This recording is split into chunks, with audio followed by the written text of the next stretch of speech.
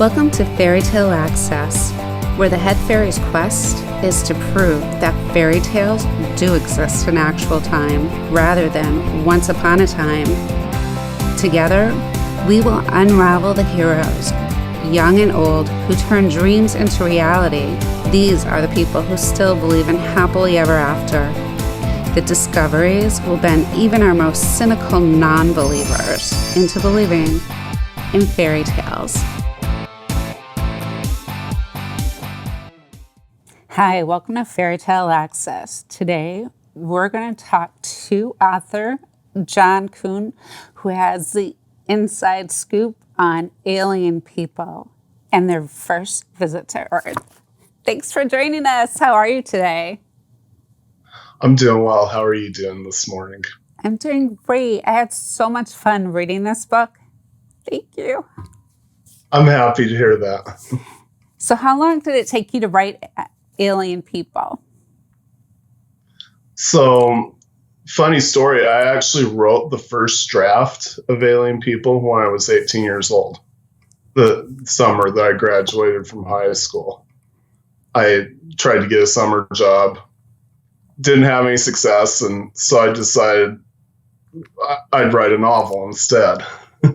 I came up with a really good idea and wrote a 400-page manuscript over the course of 3 months before I left for college. Wow. And how long did it take you to publish it? I kind of set it aside while I was in college. You know, life gets in the way. Started into my job after college. And so I tinkered with it over the course of 20 years. And then I decided in 2019 that I wanted to actually, see it through and publish it. And so I sat down, worked on it seriously, actually rewrote my existing draft extensively, changed a lot of things about it, dropped some characters, added some new ones, and ended up publishing it last summer. And it's exciting for me because, this, obviously when I wrote it at 18 years old, this is a labor of love. These are characters that have been with me for the better part of 20 years. And it's just so exciting to put their story out there in the world. I love the whole first contact, the excitement that the aliens had about meeting Earth. You call them earthen. Is it earthens? Earthlings? Earthians. Earthians. Yeah, I wanted to come up with something that wasn't like the standard sci-fi cliche because, you watch a lot of sci-fi shows and it's always Earthlings or Terrans or something like that. And I wanted to come up with a new, different term. I thought it was really good. And I like the way that it played out with the foreigners and the misconceptions, and the disappointment of traveling to a new location and not being accepted for who you were, having people just be interested in you because you were different. Like when we all travel, we're interested in learning about the culture. I thought all of that played out really well. And it was funny in places with the things that you'd run into and the weird places at it was a football game where they were accepted by the majority of the crowd the way they were. And those common things that happen when you have no idea when you travel to a country like what the street food is or something, or what they're talking about. And I have a couple instances when they're talking to Earthians, even though they have like high-tech translators to help them with the language, they get confused by sayings and idioms. I know. Kevin at one point. Well, I thought the earpiece was a great idea because that's recently come out for travel, where you can translate conversations, but both people have to have it.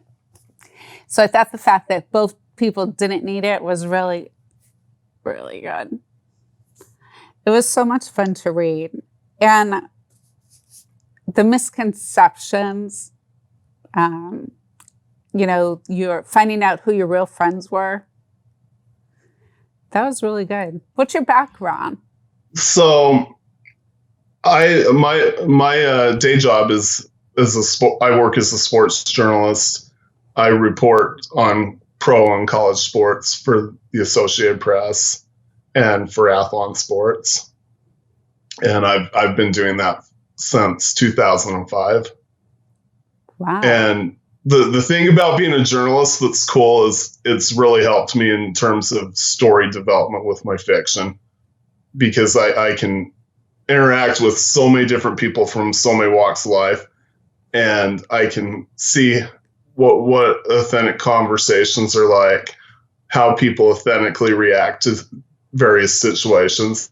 And it shows in my stories with my characters and how they interact. I try and make the conversations feel real, and that even if they're in kind of a surreal, unusual situation, I want the reactions and the interactions to feel authentic. Like, hey, if a real person is meeting an alien, this is how they'd react. Exactly. I thought that was well played out. And the landscape and world building that you did for the area of Earth where they landed, did you use any features? You're calling in by Skype from Utah. So were there any features from where you live that really helped you develop the landscape that they landed in?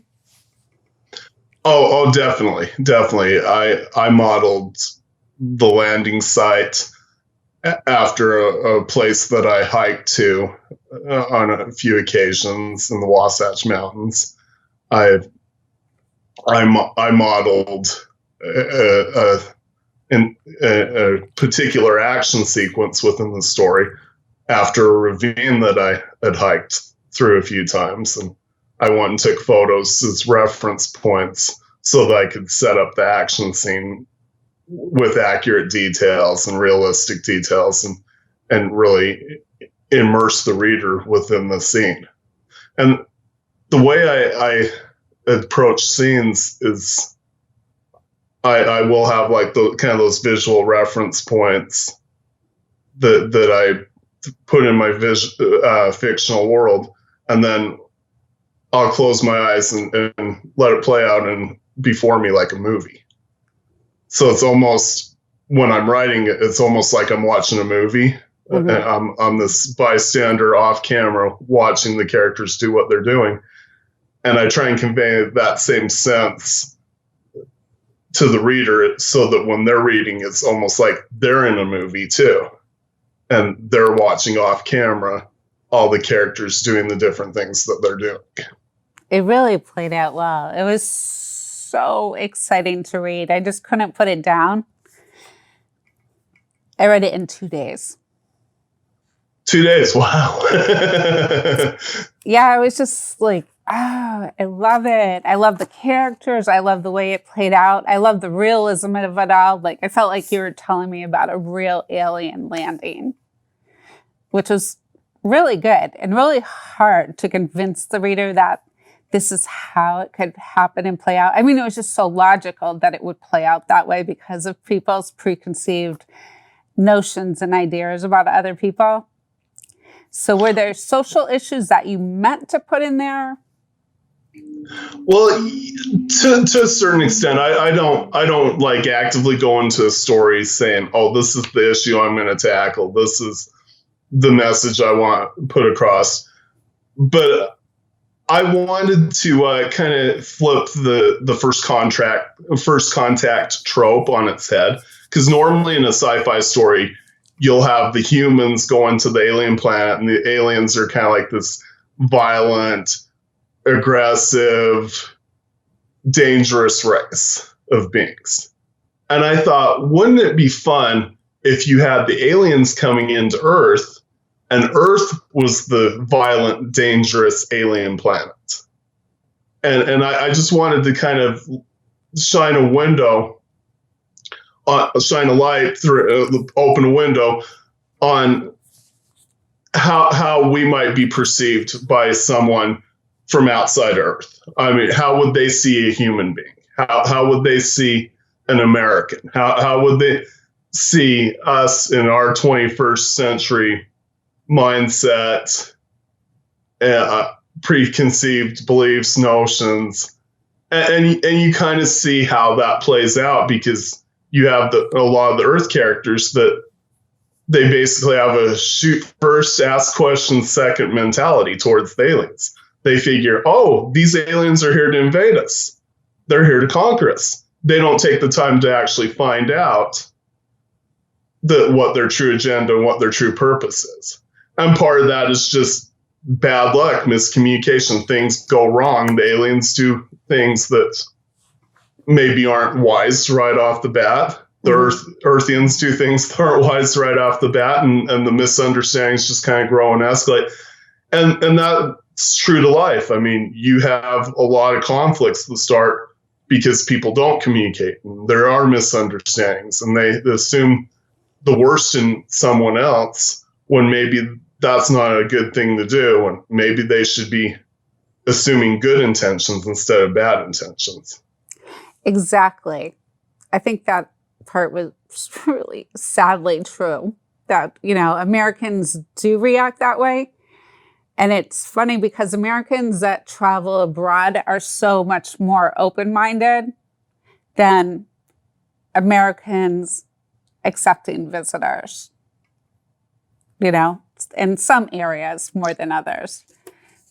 But yeah, I thought you had that when you're exposed to a lot of different cultures and different people from different walks of life, it does change your perspective. I think for me as an author, one thing that kind of helps me get inside that mindset of seeing the world through other eyes and through how other people would view a situation is the fact that, like, within my own family, it's kind of a cultural melding pot. So I have a brother-in-law that's from Peru. I have a brother-in-law that's from Germany. I have a sister-in-law from Kenya.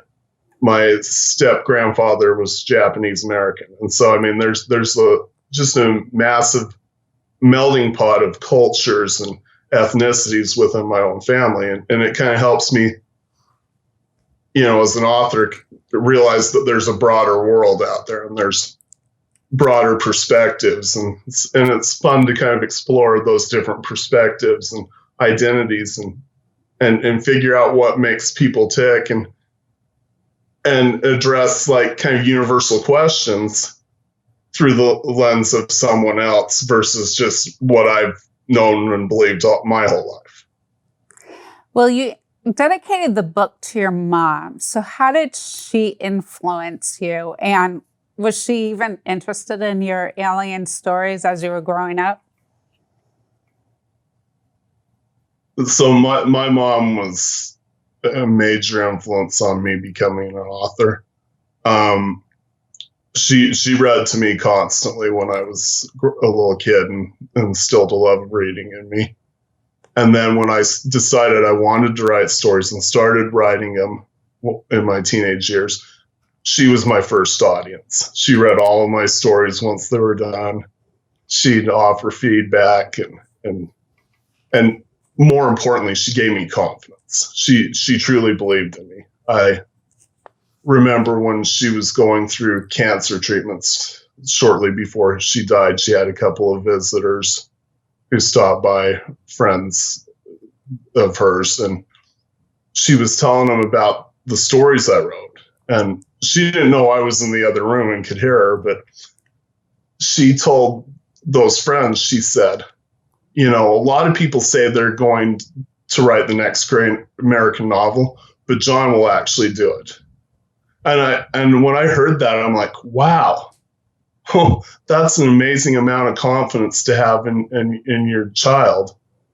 And it just instilled so much, you know, hope and confidence in me that, hey, I could achieve this dream. I could be an author. And not only could I be an author, but I could be a successful author who had stories that reached people and resonated with readers and were things that they remembered long after they set the book down, well, long after they read the final page and wanted to go back and read again and again and again. Well, you definitely do that. She'd be very proud. Because Thank you. This book was just, you know, when you get alien books, you're like, okay, it could be really, really off in left field.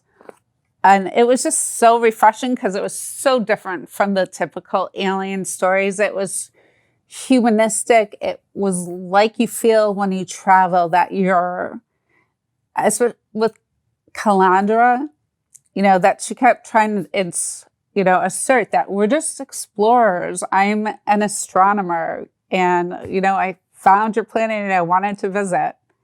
And you just felt so compelled to like want to reach out to her to invite her in and show her that we're not all bad. We're not all like these people. I thought that was so well done that you could like pull those feelings out of the reader. Well, and like Calandra, specifically, I wanted the reader to kind of connect with her on that emotional level. I wanted her to kind of represent that hope and that longing for, discovery and acceptance. And, she embodies kind of that hope and optimism that, hey, there can be a better world out there. Things can be better. Things will get better, And so to put her through the ringer, like she goes through during the story, it has an emotional impact with the reader because they hopefully they recognize those qualities within themselves that, hey, I keep trying and keep hoping for better things and things go wrong, but I keep persevering and keep pushing it. And that's what she does throughout the story. Even at the darkest moments for her, she's still trying forward. And the whole backstory, when she came in with all the information they had on Earth, it was not as much as they hoped for coming in.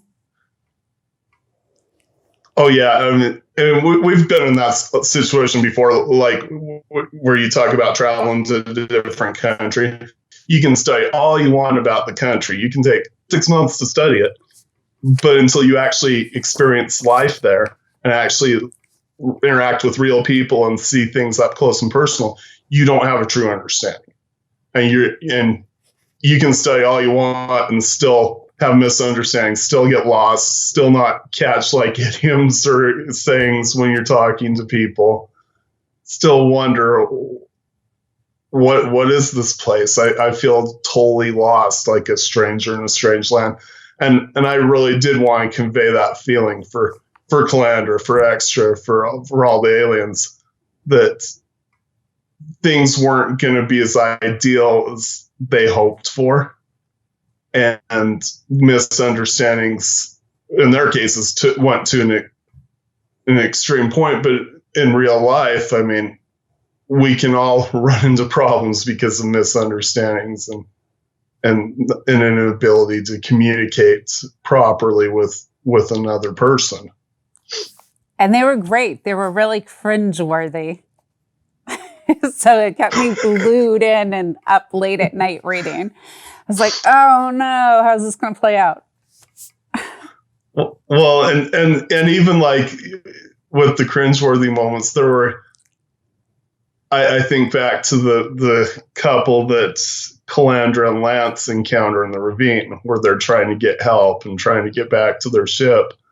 The couple on horseback come up and interact with them, and they can't convey the idea that they're in a spaceship at first. They think that they're talking about a boat on a lake in the mountains. And then when they finally get through to them, no, this is an actual spaceship. We need to get to our spaceship. Then the couple dismisses them thinking, oh, they're just druggies. Right. Let's go.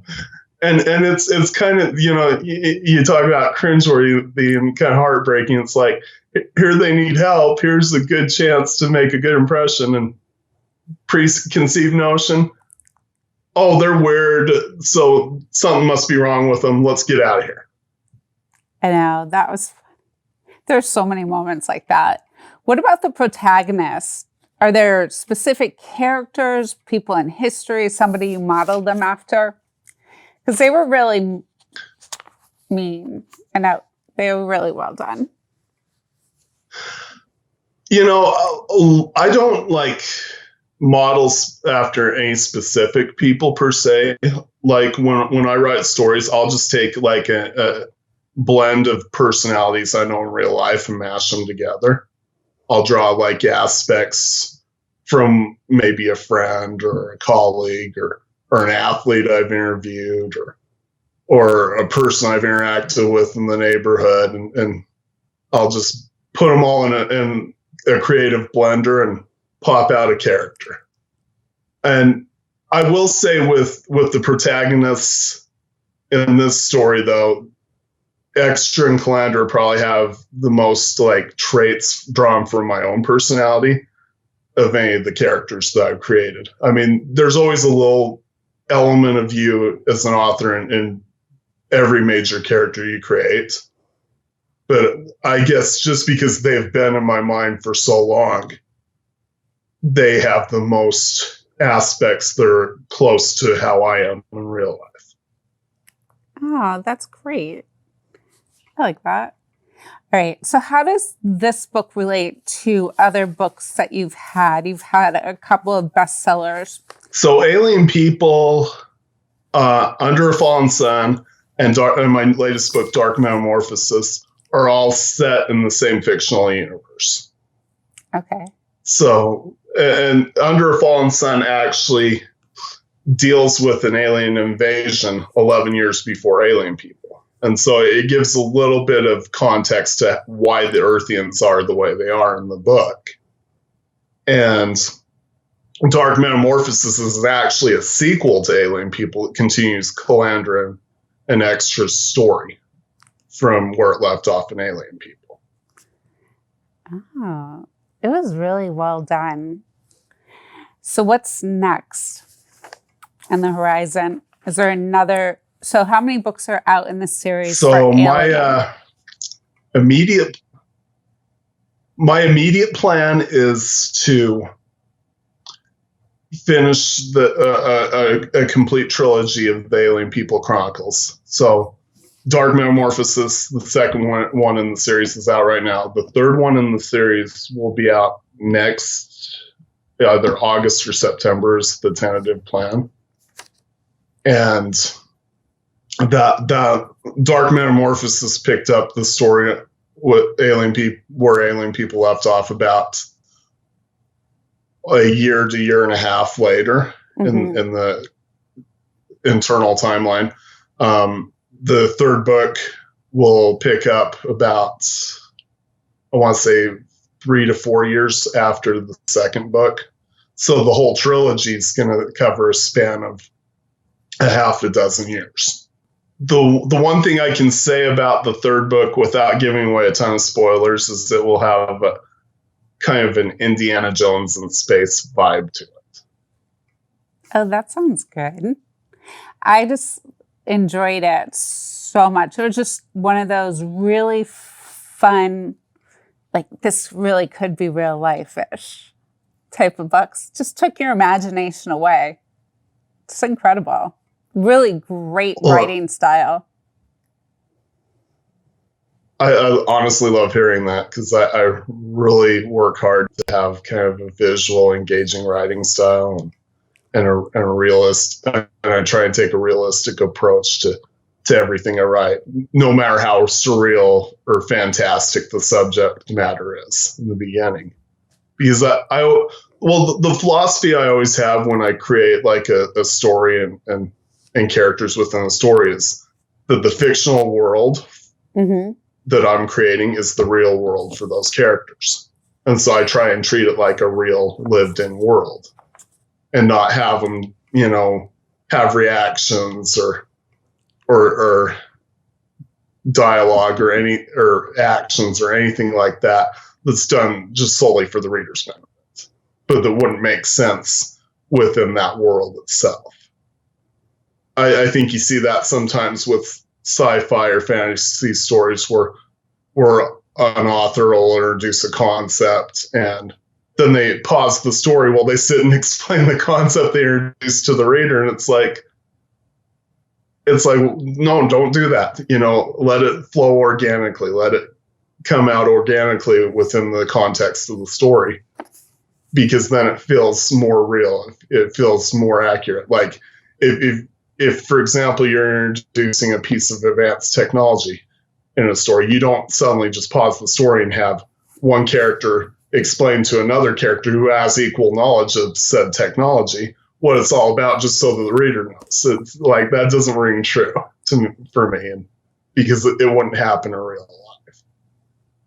And so I kind of take that approach when I'm constructing and developing a story: is how would this play out in real life? How would somebody really approach this? What would they really say? What would they really do? And I think it serves me well, and it makes me happy when the vision that I have for it translates for the reader when they read the book. Right. And I like the way that you came up with that common understanding when they found they had a same enemy in common, and how that would pull people together rather than push them further apart. Yeah, exactly. I mean, small differences aren't going to matter in the context of a greater threat. And we see that in the real world. People will come together when there's a greater threat that threatens their freedom, their lives, their safety, anything, that they will band together. They'll drop their differences for a time and they'll say, hey, let's help each other. And that's what you hope will happen in most situations. You hope somebody's not going to just say, oh no, I can't stand you. Adios. I'm leaving you to your fate. True. And thank you for sharing so much about the book and how you created and crafted such a unique tale. And until next time, keep asking questions. And if you want to meet some Alien People by author John Coon will not let you down.